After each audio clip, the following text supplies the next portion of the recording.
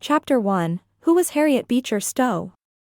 Harriet Elizabeth Beecher was born on June 14, 1811, in Litchfield, Connecticut.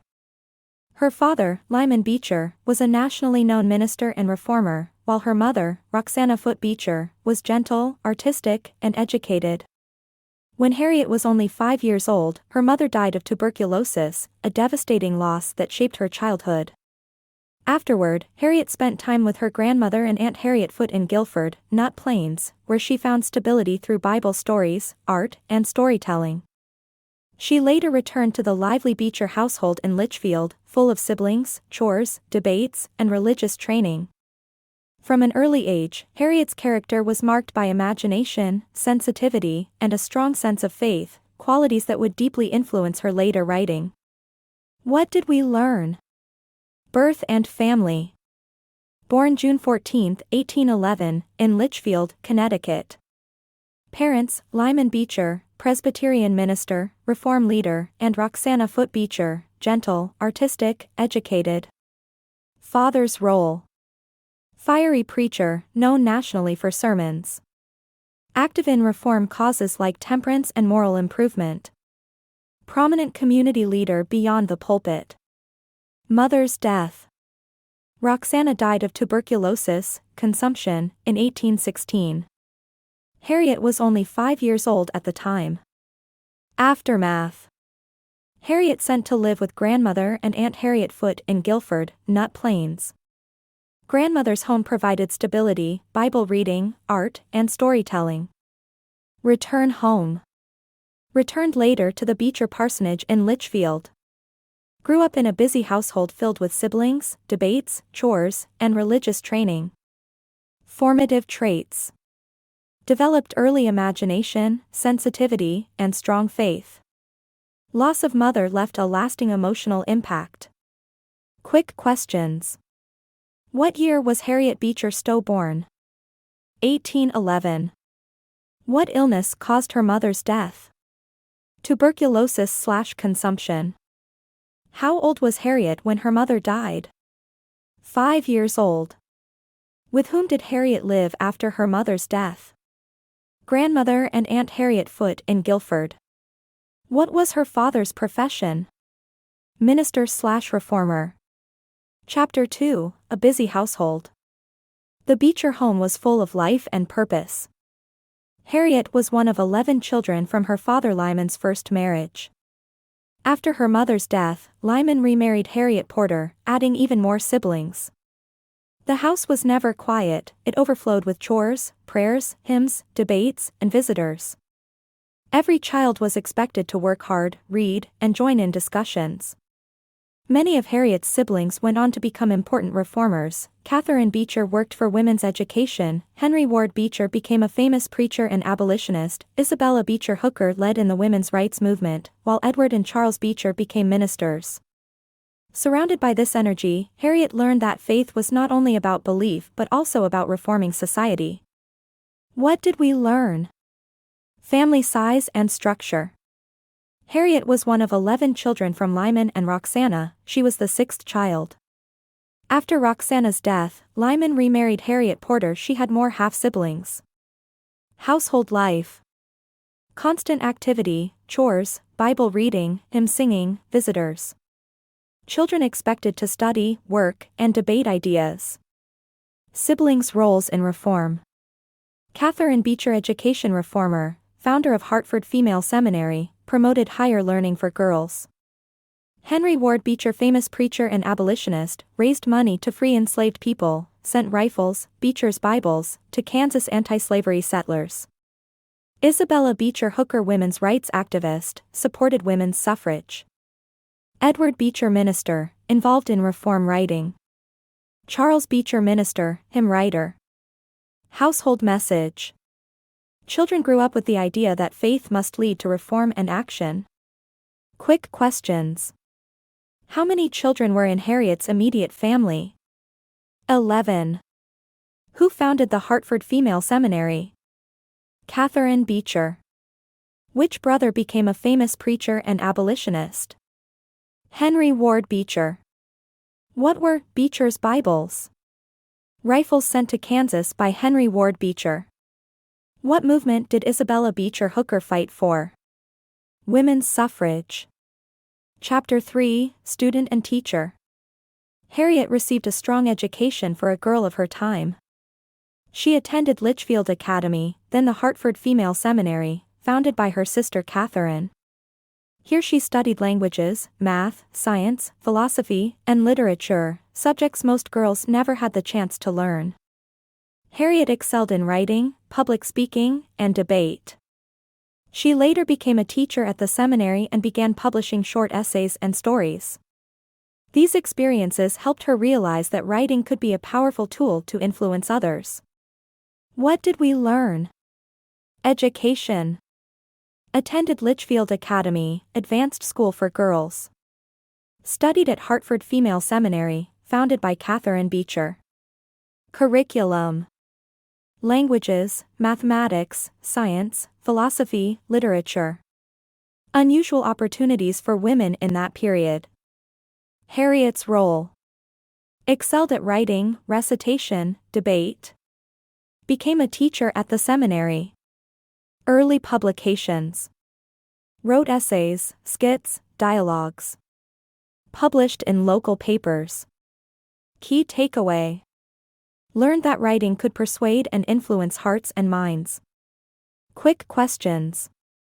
Who founded the Hartford Female Seminary? Catherine Beecher. What subjects made Hartford Female Seminary unusual? Math, science, philosophy, literature for girls.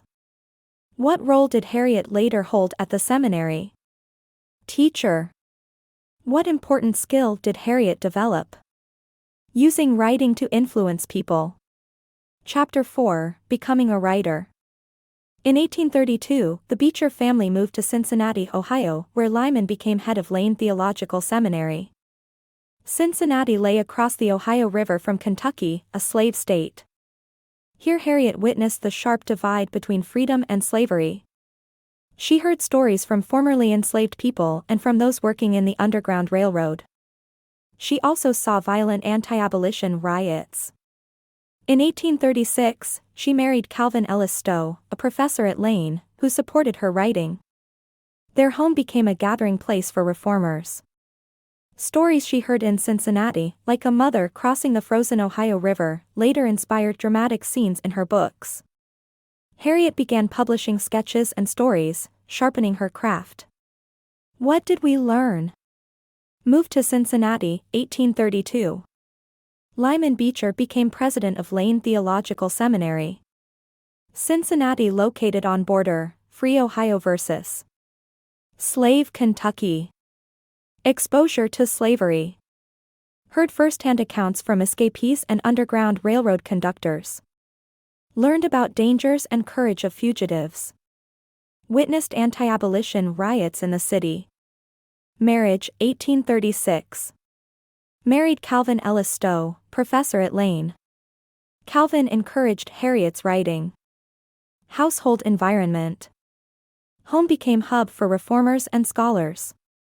Harriet began writing and publishing short sketches and stories. Seeds of inspiration. True story of mother escaping with child across frozen Ohio River inspired later Eliza scene in Uncle Tom's Cabin. Quick questions. What year did the Beechers move to Cincinnati? 1832. What river separated Ohio from Kentucky? Ohio River. Who did Harriet marry in 1836? Calvin Ellis Stowe. What story inspired the Eliza scene in Uncle Tom's Cabin? A mother fleeing with her child across the frozen Ohio River. Chapter 5, Troubled Times.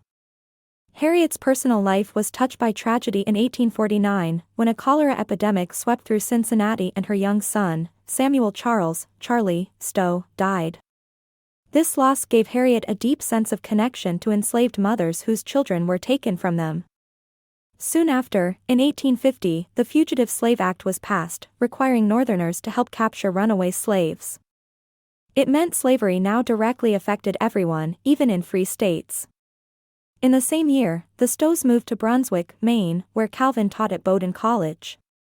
Grief and moral outrage strengthened Harriet's resolve. She would write something powerful enough to stir the conscience of the nation. What did we learn?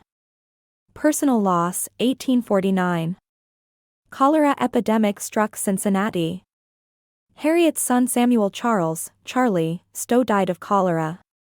Personal grief deepened her empathy for enslaved mothers. National law, 1850.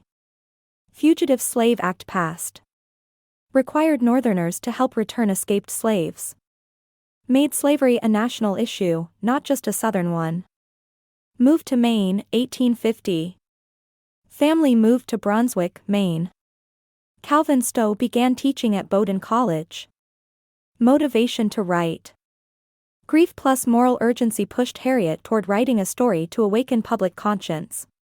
Quick questions. Which of Harriet's children died in 1849? Charlie Stowe. What illness caused his death? Cholera. What 1850 law angered Harriet? Fugitive Slave Act.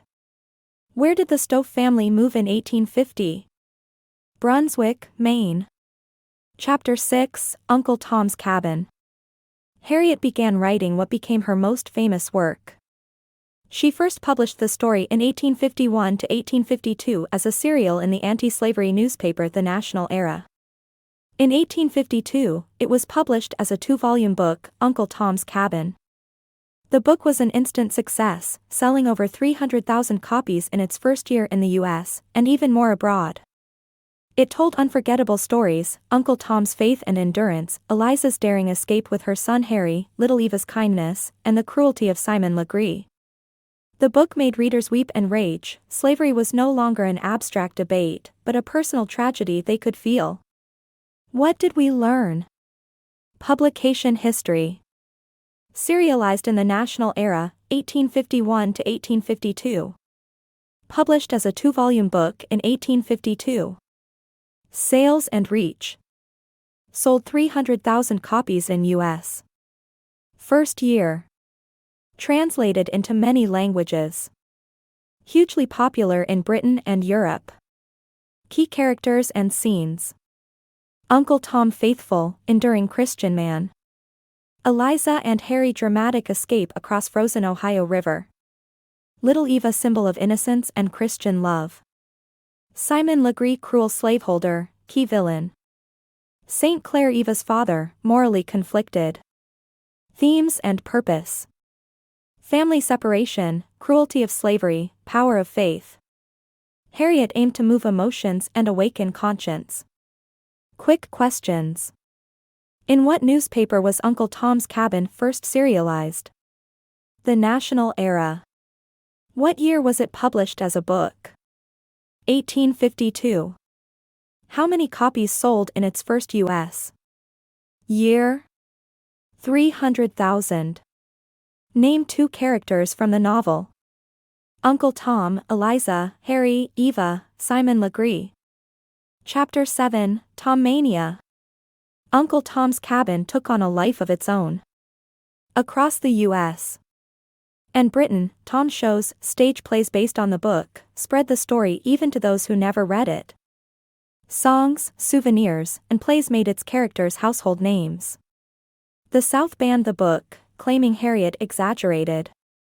In response, Harriet published A Key to Uncle Tom's Cabin, 1853, filled with real-life cases and documents to prove her story's accuracy.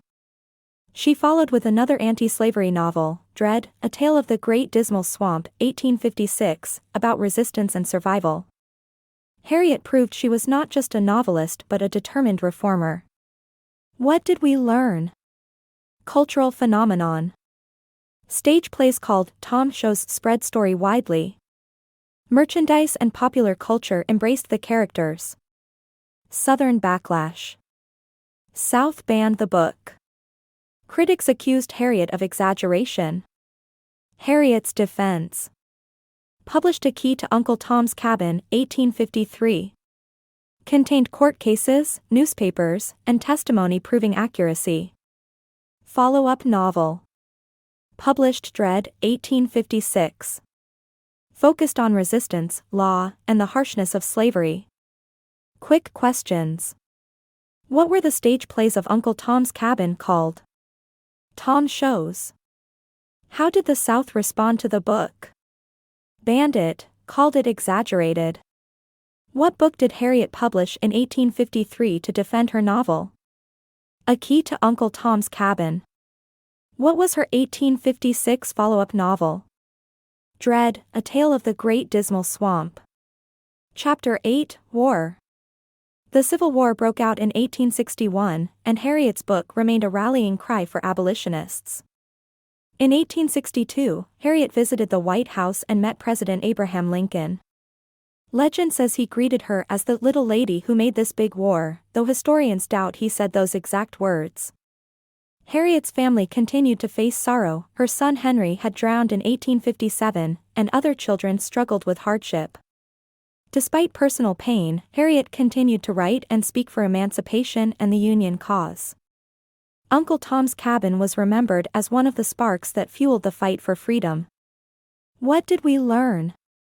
Civil War, 1861 to 1865.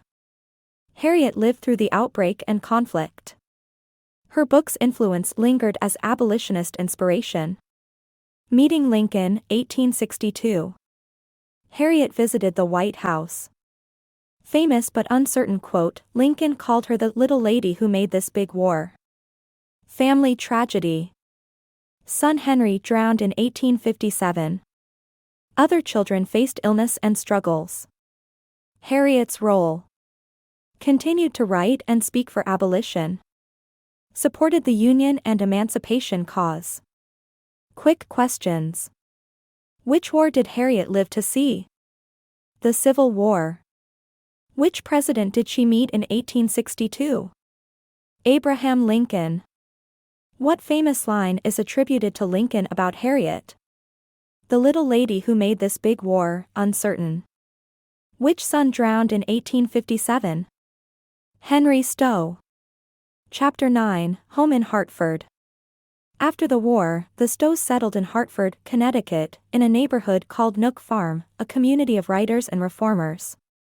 Her neighbor was the famous author Mark Twain, Samuel Clemens. Harriet continued to write novels, advice books, and travel stories. She also spent winters in Mandarin, Florida, where she owned an orange grove. In her later years, Harriet slowed down but remained respected as a reformer and writer. She died in 1896 in Hartford. Her homes in Hartford and Brunswick, Maine, are now preserved as museums honoring her legacy. What did we learn? Residence. Lived in Hartford, Connecticut, after the Civil War. Neighborhood, Nook Farm, intellectual and reform community. Notable neighbor. Lived near Mark Twain, Samuel Clemens. Later work. Wrote novels, travel accounts, household advice books. Winters in Florida. Spent winters in Mandarin, Florida. Managed orange grove, continued writing there. End of life. Died in 1896, Hartford, Connecticut. Homes in Hartford and Brunswick preserved as museums. Quick questions. Where did Harriet live after the Civil War? Hartford, Connecticut. Who was her famous neighbor? Mark Twain. Where did she spend winters? Mandarin, Florida. What year did Harriet die? 1896. What happened to her Hartford and Brunswick homes? They became museums. Chapter 10, Timelines.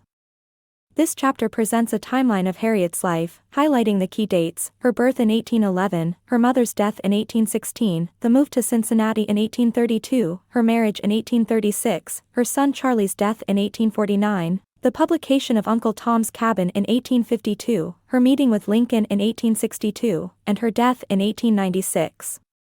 What did we learn? 1811, born in Litchfield, Connecticut. 1816, Mother Roxana died of tuberculosis. 1832, family moved to Cincinnati, Ohio. 1836, married Calvin Stowe. 1849, son Charlie died of cholera. 1850, Fugitive Slave Act passed. 1852, Uncle Tom's Cabin published as a book. 1853, A Key to Uncle Tom's Cabin published. 1856, Dread published. 1857, son Henry drowned. 1862, met President Abraham Lincoln. 1896, Harriet died in Hartford, Connecticut. Quick questions. What year was Harriet born? 1811. What year did her mother die? 1816. What year was Uncle Tom's Cabin published? 1852. What year did Harriet die? 1896.